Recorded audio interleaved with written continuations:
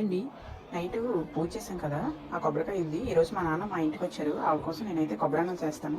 ఒకసారి ప్రాసెస్ పెడతాను చూడండి. ఇదిగోండి, ఈ కొబ్బరి ముక్కల్ని బాగా కట్ చేసి కడిగి పెట్టుకున్నాను.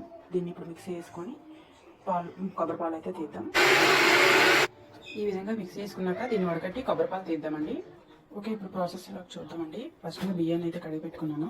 అల్లం వెల్లుల్లి పేస్ట్, కొంచెం నెయ్యి, ఉప్పు, క్యారెట్, ఉల్లిపాయలు, అదేవిధంగా పచ్చిమిర్చి, కొత్తిమీర, బిర్యానీ మసాలా సామాన్లు అన్నీ రెడీ చేసుకున్నానండి. అదేవిధంగా ఆయిల్ ముందుగా తీసి పెట్టుకున్న కొబ్బరిపాలు.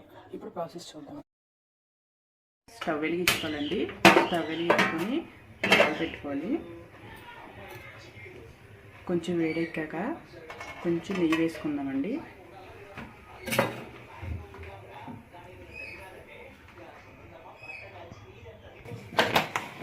నెయ్యి వేడెక్కింది కదా, అందులో కొంచెం ఆయిల్ వేసుకుందాం. ఆయిల్ వేసుకున్నాక ఆయిల్ కూడా కొంచెం వేడెక్కాక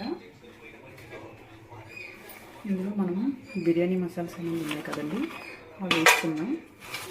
ఆనియన్స్ వేయకుండా వేస్తే మంచి స్మెల్ వస్తుంది. వేసుకున్నాం కదా, అవి కొంచెం వేడెక్కాక ఆనియన్స్, పచ్చిమిర్చి వేసుకున్నామండి.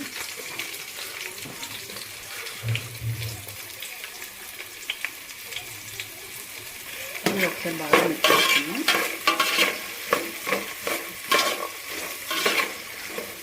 ఇవి మంచిగా బ్రౌన్ కలర్లోకి వచ్చే వరకు వేగాలండి. ఇది చూడండి, బ్రౌన్ కలర్లోకి వచ్చాయి కదా, ఇందులో ఇప్పుడు కొంచెం క్యారెట్ వేసుకుందామండి.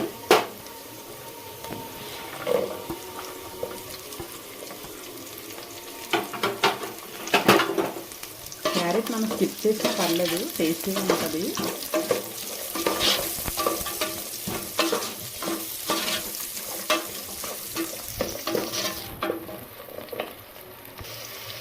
ఇందులోనే కొంచెం అల్లం వెల్లుల్లి పేస్ట్ వేస్తామండి. రుచికి సరిపడా సాల్ట్ కలుపుకోవాలి. అల్లం వెల్లుల్లి పేస్ట్ అనేది పచ్చివాసన పోయే వరకు బాగా కలుపుకోవాలి. బాగా వేగితేనే అల్లం వెల్లుల్లి పేస్ట్ పచ్చివాసన పోతుందండి, అప్పుడే టేస్ట్ బాగుంటుంది. ఇదిగోండి, ఇలా మొత్తం బాగా వేగాయి కదా, ఇందులో ముందుగా మనం కడిగి పెట్టుకున్న బియ్యాన్ని అయితే వేసుకున్నామండి.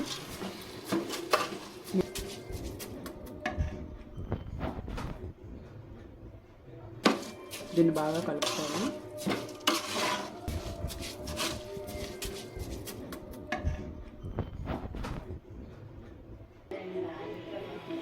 ఇలా అయ్యాక ఇందులోకి మనం ముందుగానే రెడీ చేసి పెట్టుకున్న కొబ్బరి పాలను అయితే వేసుకున్నాం. 2 గ్లాసులు బియ్యం కదండి, 4 గ్లాసులు అయితే వేసుకోవాలి. కొబ్బరి పాలను అయితే వేసుకున్నాం. 2 గ్లాసులు బియ్యం కదండి, 4 గ్లాసులు అయితే వేసుకోవాలి. దీన్ని మూత పెట్టేసుకోవాలి.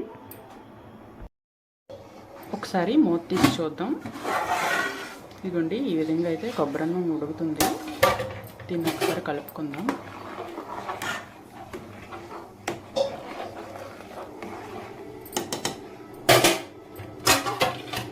మళ్ళీ మూత పెట్టుకుందాం. ఈ విధంగా వచ్చింది కదా, ఇప్పుడు పైన కొంచెం కొత్తిమీర చల్లుకుందాం. చల్లుకొని ఒకసారి కలుపుదామండి. మళ్ళీ అడుగు పడుతుందాము.